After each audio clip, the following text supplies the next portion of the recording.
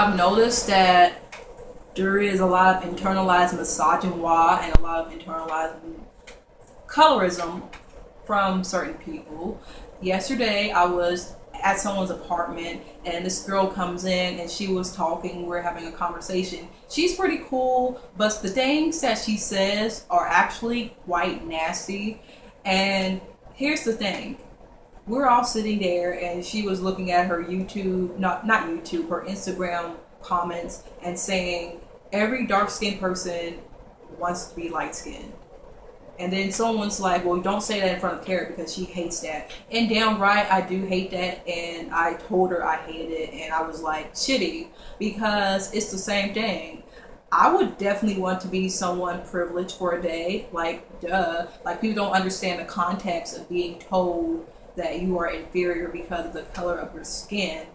And to hear someone who isn't a light-skinned person, I wouldn't consider her light-skinned. I don't think that she would pass the paperback test. And I'm not saying it like, well, you can't call yourself light-skinned because you're not really light-skinned, because I know the whole Light Girls documentary, people are complaining more so that the women aren't actually light-skinned the way you would think of Mariah Carey, Jasmine Sanders, Halle Berry, and Beyonce. These are women that's more my skin complexion. Not dark-skinned, but not the most lightest women either. And people are like, you can't say that you've been told that you were light-skinned because maybe they were told that they were light-skinned. I've certainly been told that I am light-skinned. I used to think that I was more on the dark-skinned side, but people have told me that from a technical standpoint, I am light-skinned, even though I am brown-skinned as well. I'm not the lightest person, but I'm also not dark-skinned. So I do understand people's perception, and you can't just say, well, you're not light-skinned because they may be dark to you because you're used to Mariah Carey or Beyonce getting deemed light-skinned and everyone else brown or dark. But the reason why there may be not a brown skin category like that, because technically they are still light-skinned, is just the fact that they are darker. So I guess they can explain how it was like to be brown-skinned. And I do think we should hear from brown-skinned people, but from our perspective, we may be dark-skinned, but we may think that we're dark-skinned, but we're not dark-skinned the way people think of Kelly Rowland or Gabrielle Union or Lupita. Anyway, what was I saying? Oh yeah, with that whole internalized colorism, she was making fun of another girl because this guy, who was our friend, was like, this girl looks like she's going to steal. And at first it was kind of funny, but then thinking about it, that was wrong, because that's how people get racially profiled. That's how colorism works, because you look at a very dark-skinned girl, you know, who fits into a very anti-black perception of what black is, and then she's going to get followed in stores and thought of as this very delinquent type of person, even though she really is not. She really isn't. And I think, like me, she is kind of socially awkward. So I do see the ableism where you got a dark-skinned girl who is like socially awkward, and then people are going to think, you know, it's cool to make fun of her, but also project anti-black tropes onto her, and very colorist tropes, and also misogynistic tropes. So I was kind of like, you know, that's not really funny, because, you know, I don't see how she can look like she's going to steal just because she's a dark-skinned black girl. And she does sort of have an exterior where people would think, you know, she's a bully. And she's not a bully, but I know growing up, girls who look like her did bully me, but that has nothing to do with their, I mean, it kind of does because of how they are viewed in society. So they look at people who are more accepted and take it out on them, which is not anything to really be mad about, because at the end of the day, colorism and misogyny is real. So even though we may have been bullied as kids because we may not have fit into your ideal of acceptable blackness, I mean, for them, we still weren't looked at through a microscopic lens as they were. But this girl has made a lot of snide comments about darker skinned girls, and she's like, I'm not that dark skinned, because she is more like Gabrielle Union's color, where she's medium brown, but she's not Lupita's shade. You know what I mean? So she has this ideal that I can talk about darker girls because I'm not the darkest. And that's when a lot of internalized colorism comes in. So I'm not so much going to attack dark-skinned women for internalizing it because I understand. But at the same time, I just don't want to have to deal with anyone making such hateful and heinous comments about other people who are darker than them. I just don't like that. And then, of course, I've been reading my YouTube comments, and of course, people want to add their 2 cents. As a black woman, I am disappointed that you would say such a thing about black women having privileges and not being able to talk over women who deal with something that they do not deal with. I mean, shut up. I don't give a fuck.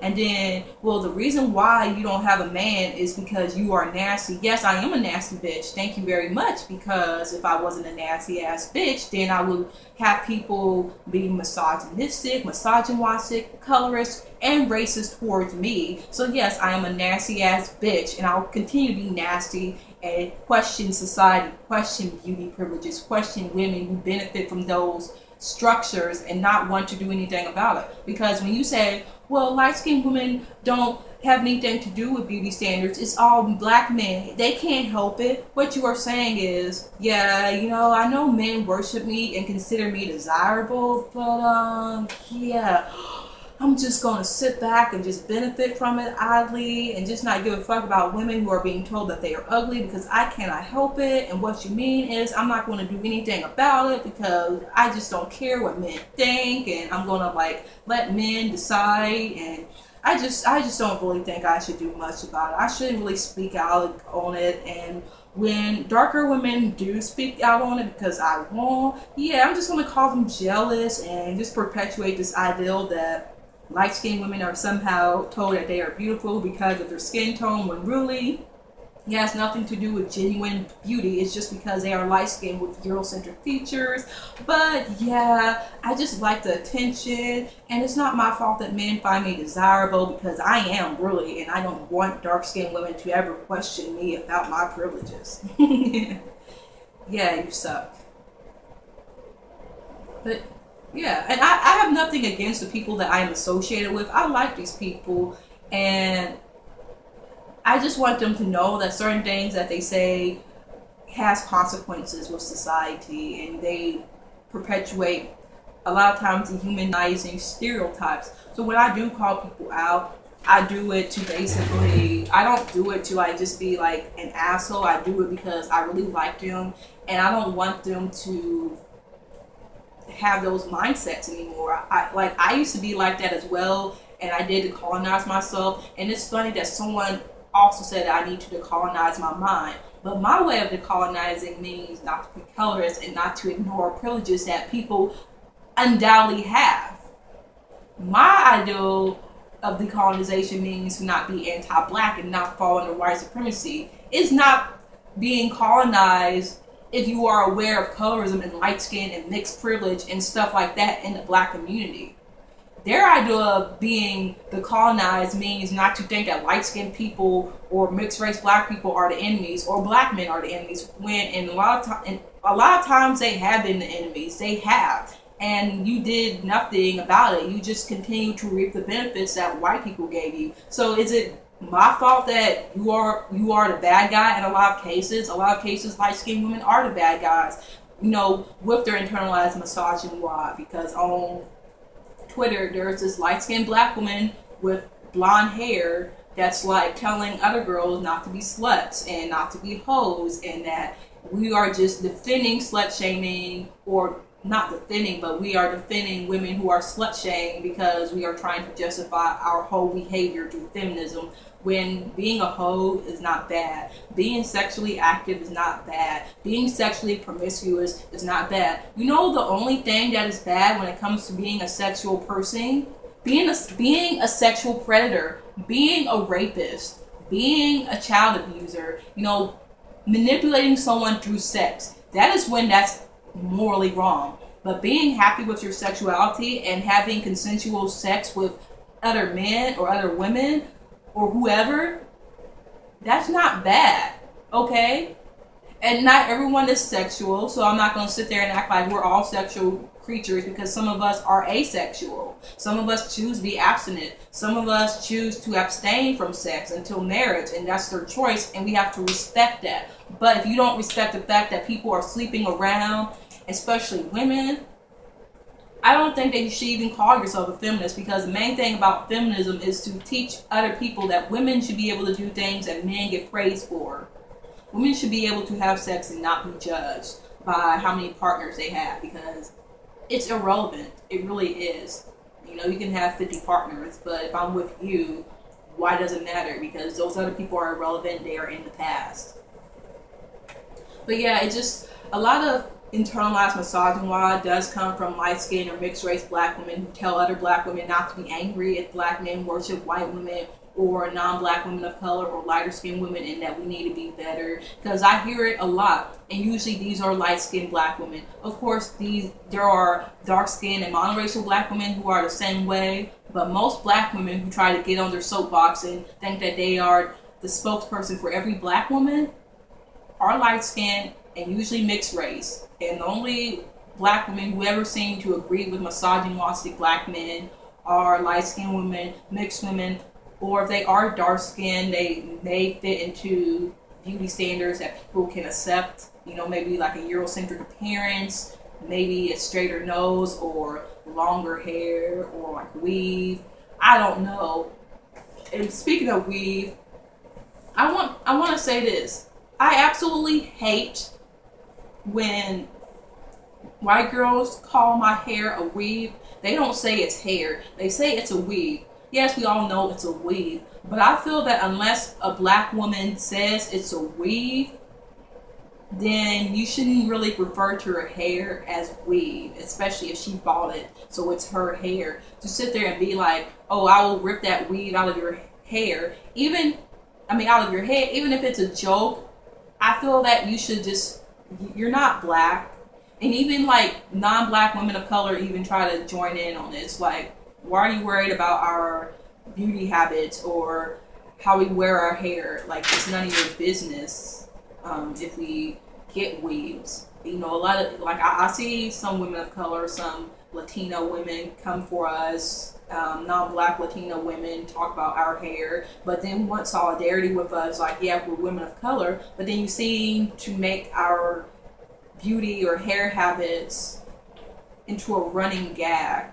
And I just don't want people to constantly say, yeah, you got weave, and like, because I know a lot of white women love to say that it's a weave, and I'm like, why? Are you mad because in spite of it being fake hair or hair that does not naturally grow from our head, that we look good with it? Are you mad? Are you angry about that? And you want people to know that's not real, because in spite of it not being real, we still look good with it, and people still look good with natural hair, natural nappy 4C hair that I have. You know, it's okay. Don't be mad. You know, a lot of people wear makeup. White women wear makeup. And white women hate it when people say, well, you look ugly with makeup, or, you know, you need to stop wearing so much makeup. They don't like that, but then they want to talk about our hair. They want to talk about our weaves. And it's like, come on, if you're a feminist, you need to be for all women, not just for white women's rights. Come on now.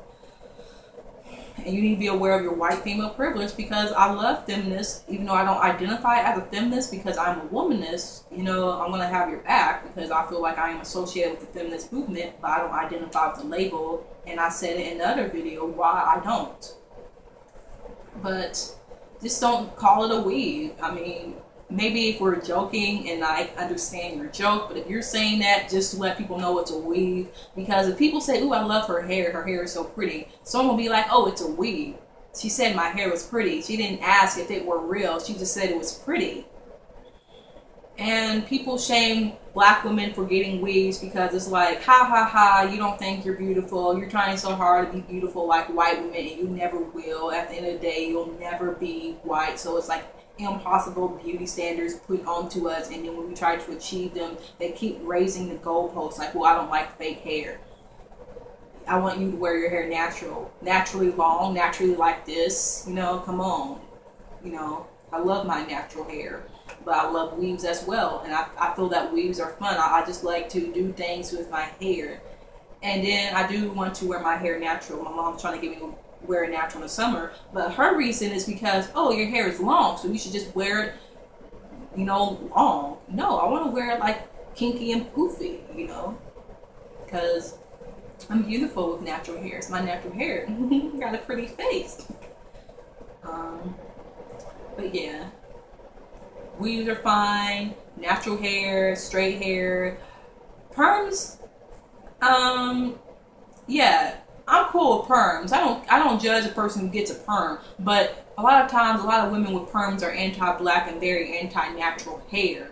And I understand with the whole internalizing, misogyny, and the whole good hair, bad hair. But if you're telling other black women to feel like shit because they have natural hair, then you are shit. Because here's the thing, little Kimmy Kim, you know, has image issues and has always stated that she has had image issues, but she never once told other black women with dark skin and natural hair that they were inferior. She never did. And that's one thing I'm really against when it comes to Nicki Minaj, where she was like, nappy-headed hoes, but my kitchen is good, or these nappy-headed hoes need a perminator.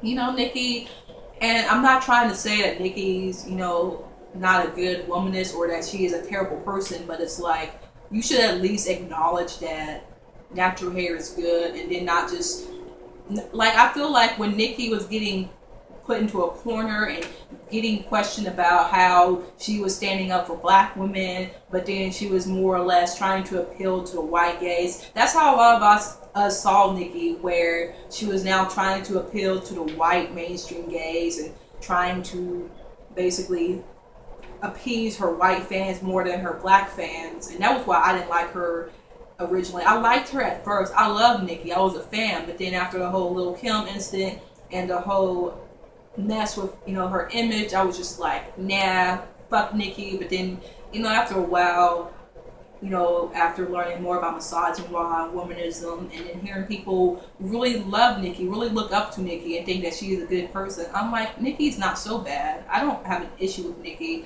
but I just really wish she would apologize, because Nicki has never really apologized or said anything about natural hair. She just sort of swept it under the rug.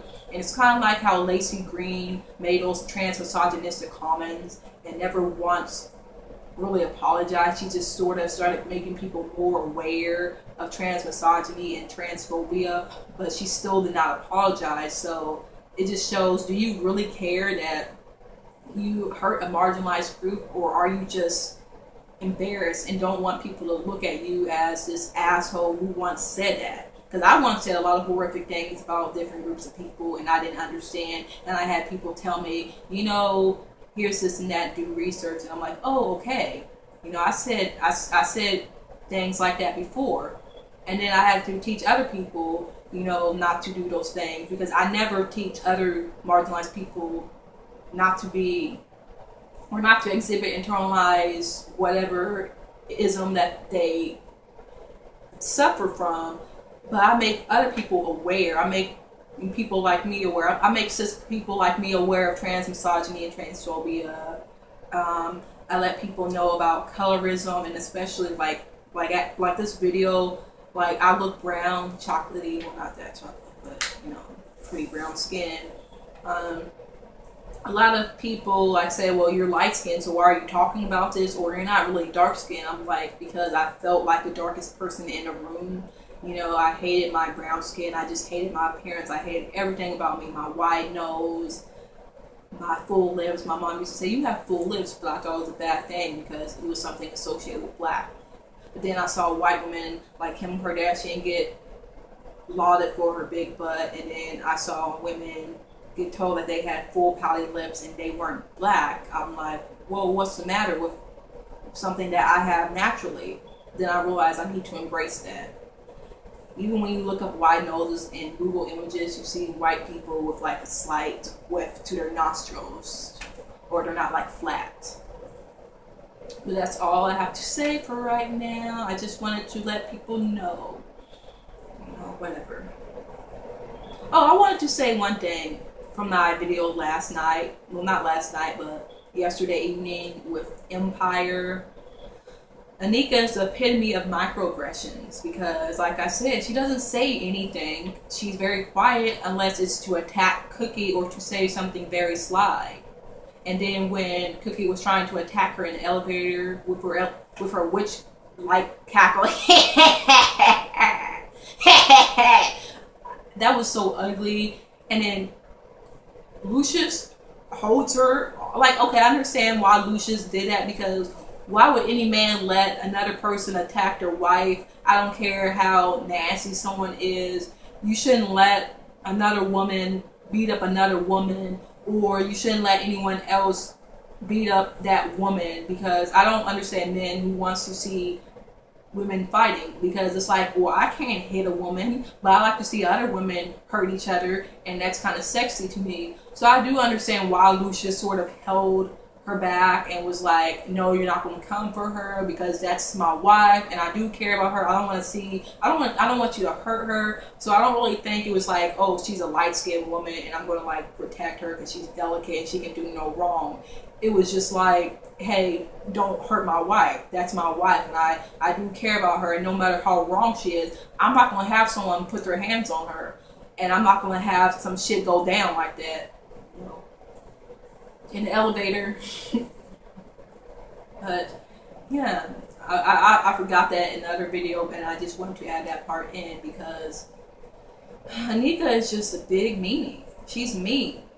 And I'm pretty sure a lot of dark-skinned girls deal with Anika's in school, where she makes a sly comment and then a dark-skinned girl's like, she's mean to me, and they say, just let it go, don't retaliate, and then they do retaliate, and then it's like, well, you know, she picked on me because I'm light-skinned and I have good hair, when really, you probably bragged about how you were light-skinned and have good hair, and then didn't like it when finally she had enough and punched your face in.